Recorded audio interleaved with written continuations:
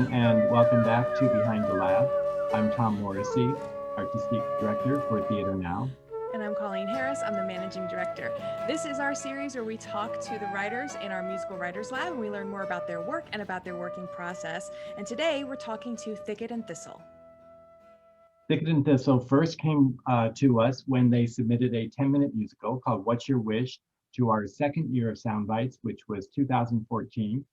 And what's remarkable about Thicket and Thistle as a writing team is they're a little bit different than most writing teams, which usually consist of a composer, musician, and a lyricist. The Thicket and Thistle team, however, is 6 people, and they are an ensemble of actors, singer, musicians, and they write pieces that they perform in themselves. And they had never worked together as a group before, but they heard about this 10-minute musical theater festival called Soundbites, and so they got together and wrote this musical, and it was just wonderful. We loved it so much. They continued working on the piece after Soundbites. It became a full-length piece, which we then also produced later in 2017, and then we invited them to become a member of our Writers Lab. So they're very unique and very different, and we just love having them a part of our lab. And we'll be hearing some songs from What's Your Wish, as well as some songs from another musical of theirs called Death Cruise. And now to hear more about Thicket and Thistle, here they are themselves. Here's Thicket and Thistle. Hi, I'm Sam DeRose. I'm the head writer of Thicket and Thistle. I play the mandolin and the bass. Lindsay. Hey, I'm Lindsay. Thanks, Sam. I'm Lindsay Zaroogian. I am the treasurer of Thicket and Thistle. I play the piano and the flute, and that's what I do. I'm Juliana Wheeler. I am the marketing director for Thicket and Thistle, and I play a smattering of instruments, but my current favorite is accordion. I'm Joshua. I am the resident 3-point shooter of Thicket and Thistle. I play a splattering of instruments, my favorite being the banjolele. Hi, I'm Kyle Acheson. I'm the head composer of Thicket and Thistle, and I play guitar and piano, and recently a little bit of clarinet. Hi, I'm Jonathan Foster. I'm the artistic director of Thicket and Thistle. I am the resident merrymaker, and I play the ukulele. And together we're Thicket and Thistle. I'm sure that worked great. I was on mute. It's really easy to time things right via video chats. So tell me, how did Thicket and Thistle first get started? Kyle moved to New York in February 2014. I want to say it's 13, but it's 14, right, Kyle? That's right. That's right. And we wanted to make a musical. We wanted to write something. We wanted to create something. And around that time, I had a good friend who was a producer for Soundbites 2.0. And he was like, well, I'm doing this musical festival for 10-minute musicals. You should write something. And so Kyle and Sam and I got together and we wrote a 10-minute musical. And middle, we blossomed into the up-and-coming musical theater collective that you see before you. Now let's take a look at that musical that brought this group together. What's Your Wish is a story about 2 boys who get sucked into a magic book that transports them to Death Forest. On their quest home, they make forest alliances, get entangled in a blood sacrifice, and learn the true meaning of friendship. We're going to be seeing the opening number now from What's Your Wish, featuring performances from Thicket and Thistle themselves. This is the show that Tom was talking about earlier that started off as a 10-minute musical in our Soundbites Festival and later became a full-length production produced by Theater Now in 2017. Now here is the opening number from What's Your Wish. Kenzie, Brian, focus! Today is about me! Today's the day that we all play for your team. That's right! You're the captain, you're the brightest star. Yes, I am! Everything is better when you're 16. The clouds are all clearing, the future's appearing, and soon I'll be steering my very own car. Seatbelt. bit about how Jonathan and Kyle met, but how did the rest of you get involved?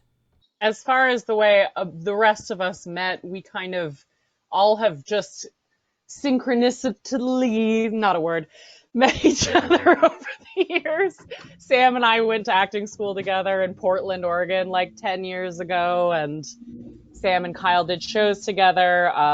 Josh was in improv theater that Sam worked at, and so we all kind of met each other. And then Lindsay auditioned for the group and was so freaking talented that she's made herself indispensable. Yep. Lindsay's the only member of Thicket and Thistle where nepotism didn't play a role. The only one who earned it on her merits. Full talent. And now together you're all in the Musical Writers Lab. Can you tell us more about your experience with the lab? I would say one of the things I enjoy the most about it is, mostly getting to meet so many fantastic artists that are New York based. We've just met some really cool people and made some good friends. And I think that like we have a tendency to get really insular with our writing because, you know, as happens with all writers, I think you get kind of too close to it sometimes. So it can be really valuable to hear outside feedback from people who are watching something for the first time that can kind of shed light on like a problem that you couldn't find your way through. So that's been a really fun experience. I will yes and that by saying the feedback that we get it's like on a very, very high level. There are so many very talented people there who I feel like every single meeting we get a note where it's just we're all looking at each other going, oh my God, like that person nailed that like distillation of an idea for a note or a problem with a scene or like described their the takeaway from whatever was presented really concisely. So I appreciate that. I will also say that because it is such a large, diverse group of talent with like different writing styles and subject matters, we are seeing stuff all the time that I would like never see otherwise. There are just really interesting ideas for concepts and the way the music is stylistically written that I would never be exposed to otherwise. Yeah, one of the things, like Josh said, is that feedback is so valuable because of the experience of the people in it. And because we are a group where we talk to each other about writing all the time, like Josh said, we notice a great phrase of a note almost more than the note itself. Like, oh, right, you're making me think about that. All right. And we really think about how to approach our approaches. So it's really nice to have that as feedback as well. It reminds me of seeing a therapist because like often it's like therapy for shows because they'll encapsulate some idea or problem or emotion like so concisely and you're like, that's why you are, you know, making all this money that we're paying you. And it's like, it's exactly that for the shows and the materials that are presented. And it's also clear, we're not paying any money for this writers. It's also just been like a really good motivator of like, yeah, we get to keep writing, and we have like something to put it in front, some people to put it in front of us. That's also been really helpful. Now here's another song from What's Your Wish? This one is called Up There, and in it, Thicket and Thistle member Lindsay is playing the fairy, who dances with the forest creatures as she wishes for her wings. Here's Up There from What's Your Wish by Thicket and Thistle.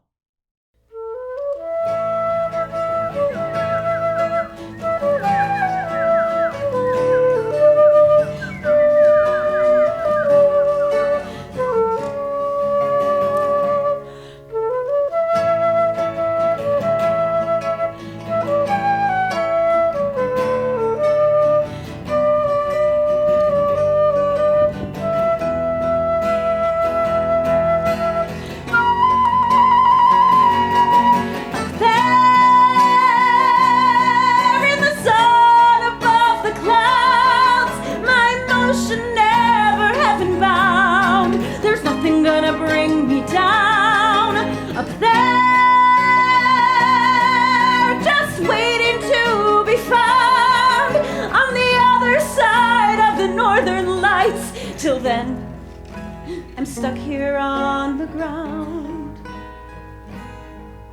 Till then, I'm stuck here on the ground. to stay inside my shell.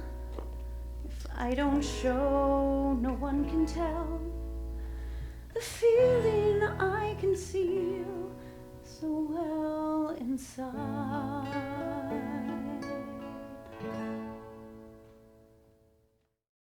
We've gotten a good look at What's Your Wish, and I just love how creative it is. Not only just the music, but the way that you stage things. It's really, truly brilliant. What else are you working on at the moment? So for the first time, Thicket and Thistle is kind of working on a project that is not live theater. We're kind of dipping our toe into the realm of film. This is very early stages, but it is the project we're working on, and a project that I think makes a lot of sense to kind of be able to create remotely. One of the things we pride ourselves on in our theater work is the fact that we are all in the same room creating stuff together, so that when it's put in front of people, it does feel like it comes from a place of love and craftsmanship. However, because we can't all be in the same room, this project, writing a film, has kind of led us to explore our creativity in other ways. And I think that it's been immensely valuable and honestly a very fun change of pace, I think, for us. Yeah, and secondly, just to kind of keep ourselves busy and creatively thinking and stuff, we've started recording remotely a weekly podcast on the subject of musicals, and particularly movie musicals right now. So we've watched and I guess reviewed, sort of just gave like our impressions and our reactions to these different movie musicals. Yeah, so look forward to that coming out in the very near future. It's the perfect podcast for anyone who loves musicals and loves to talk about them. And the title of our podcast is the Thicket and Thistle Podcast, easily findable online. How cool. We'll put that on screen and we'll put it in the video description so everybody can find it. How many musicals have you guys written together? Well, there's been a couple iterations of some. So there's like a 10-minute version of What's Your Wish that got expanded into a bigger version of What's Your Wish. One of our shows, Cruisical, kind of got reworked into being a show called Death Cruise. But in terms of right now, if you asked us to perform how many different musicals we have in the current form, it's basically 3 full-length shows and 3 10 to 25-minute mini musicals. Great. Yeah, and I would say that those many musicals that Sam's referring to is that we do about twice a year. It seems like we do a 24-hour marathon writing of a musical. So we take a blank canvas and we create a musical and then do a reading of it at the end of 24 hours. And so we've done 3 of those, right, or 4 now. Just 3. And we live stream it so that we constantly have whoever is watching giving suggestions for things like plot points, character names, song titles. And so the audience has a lot of sway over what happens in the musicals. And it makes for, in my opinion, really fun, but also oftentimes very goofy plots and characters. Yeah, some of my favorite songs that we have came from those 24-hour musicals. Same, yeah. Yeah, there's something about when you have to just get it done that's really magical, and something churns out, and it's often like really catchy and really fun because you didn't have to like take the time to make it like good. Yeah, I think that's weird. It's like when you're under the gun, you can write something that's like 85% good. And then if you want it to be 100% good, that's going to take like months of rewrites. So it's like you could basically get there in like a short amount of time, but true mastery takes longer. The devil is in the details. But yeah, it's a great exercise in first thought, best thought. That's the entire 24 hours of just going for the first thing that comes to mind because you don't have time to second guess. You didn't think we'd let them tease a show called Death Cruise without giving you at least a little taste, right? Let's take a listen now to Death Cruise, which is a cautionary tale about a group of cruise ship workers who are haunted and then hunted by a charismatic demon out to claim their souls one by one. The song we're going to hear is called At Least We Died Hot, and in it, Thicket and Thistle members Juliana Wheeler and Joshua Stenseth are playing Blaze and Juliet, who, in an attempt to escape the killer demon on the cruise, take a lifeboat out to sea and die in each other's embrace. Here is At Least We Died Hot from Death Cruise by Thicket and Thistle.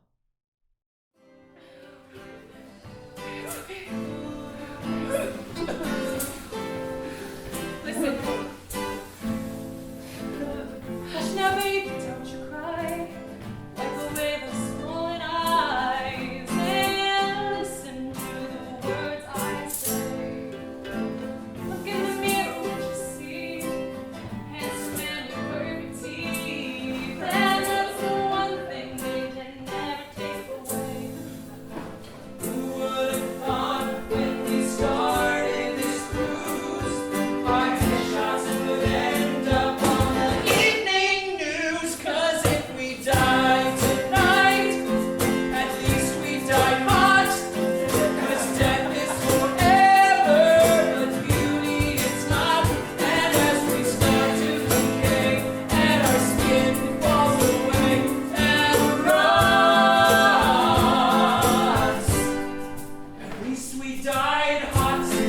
Ooh, so hot now. So hot now. Yeah, super, super hot. I hear what you're saying. Still afraid of all the pain, and especially being slowly devoured by sharks. Please, they gotta be brave. Who cares what we need the waves? 'Cause not even shark teeth can tear us apart.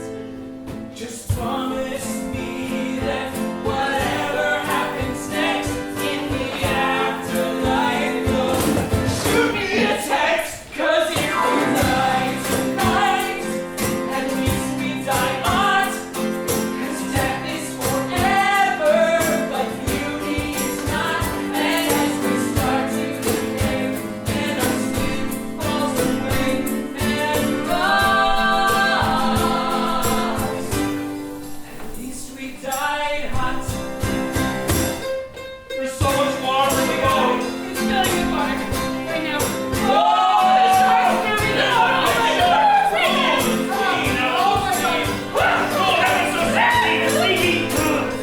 Oh God. Oh, please get out the door. We're going down. Okay. 'Cause if we die tonight, at least we died hot. We have no regrets, at least we gave it a shot.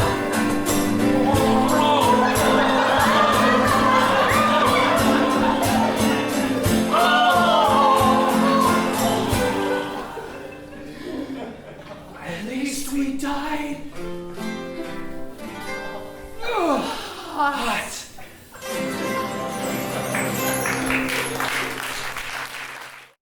You're all such incredible musicians. What inspired you to get involved with music in the first place? I was raised in the church, so I did a lot of singing, and like music was a big part of my life from the church. And then I had a friend introduce me to musical theater, and like all of a sudden a whole new world opened up for me. But yeah, that's how I got my dig into music. I was very fortunate to, in my opinion, to go to the Waldorf School, which, for anyone who's not familiar, is this school that the like nutshell way I describe it is a school that puts equal importance on the arts as academics. So every kid is put in music class from the age of 6 on. Every year, does plays, does painting. It's very cool. And so one of the cool things about it is that kids can discover talents and passions at a really young age that they might not be able to in a different academic setting. So I basically just started doing music when I was like 6, and then got super into musical theater and stuff in high school. So. I was also a church kid with involved in music, played guitar in the church band and sang, and it was just a natural progression to work in musicals and go to school for that too. Yeah, when I was in middle school, that's the first time I had an opportunity to like try out for band, and I just had a fantastic band teacher that not only like taught us like the instruments that we were learning, but like also kind of like the music theory that was happening at the same time. And so I just like fell in love and like taught myself a bunch of instruments. And originally, definitely thought I was going to be a rock star, thought that like, solo songwriting, guitar, heartfelt songs were my thing. But then through songwriting as a teenager, I kind of eventually figured out that like I was a lot better at like being like assuming like bigger things. Like I wrote a pirate song and I was like, oh yeah, like when I had like a genre to latch onto, when I had like a bigger idea to do, my songwriting was a lot better than like me trying to emote my privileged 14-year-old feelings, So musical theater was a great transition. I love theater and stuff. And so that's kind of how my love of music and musical theater kind of came about. Yes, I also started as a band kid. I learned clarinet in middle school and had a great band teacher as well. And I think for me, it was sort of a combination of singing in choir and doing band, and then eventually just the Venn diagram got me to musical theater eventually, and I was like, oh, this is the best realm. And yeah, ever since I started doing musicals, I think I always had an interest in like, like how does this work? How do these elements come about? And I've always been fascinated by the idea that everything we consider classic was once new. And so that, it's important to keep making new things too. And I just have a similar story of being a public school kid who took private piano lessons, and you get absorbed into the band scene, which absorbs into the choir scene, into the theater scene, and it just continued for the rest of my life. Great. So last question. What's the first thing you're going to do when the COVID restrictions are lifted? Hug each other for 10 minutes straight. Yeah, that's absolutely right. Cuddle.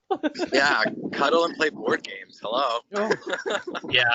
On top of being a tight-knit creative team, we are a very close family, and I feel like quarantine has really made us realize how much we actually miss being around each other. And so I feel like it's going to be at least 20 hours before we get to theater or creative stuff, because we can kind of do that digitally. When quarantine ends, it's hugging and it's quality family time.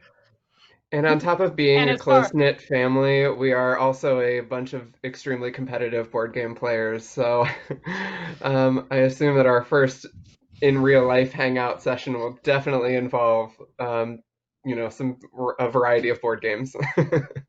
I will say I am very excited to play music live in a room together. Oh, yeah. Because it's almost impossible via video chat because That's very of the true. timing. Yeah, amen to that.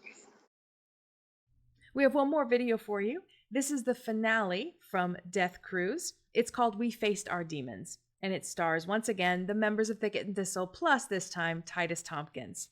It's a victory celebration after the gang defeats the demonic vengeance spirit, Seth. So here it is, the finale from Death Cruise by Thicket and Thistle. Thank you all so much for coming back. I couldn't have done any of this without you. We faced our demons. We kept our hope alive in spite of certain death. We faced our demons.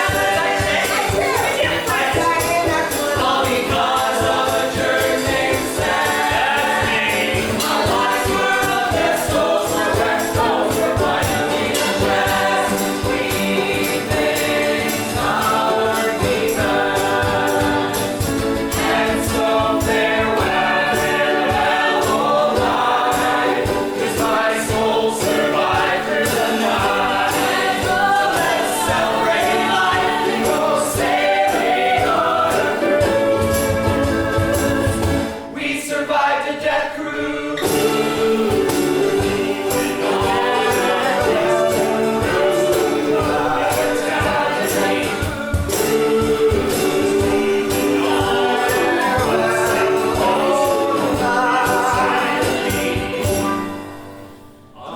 Alive on a cruise.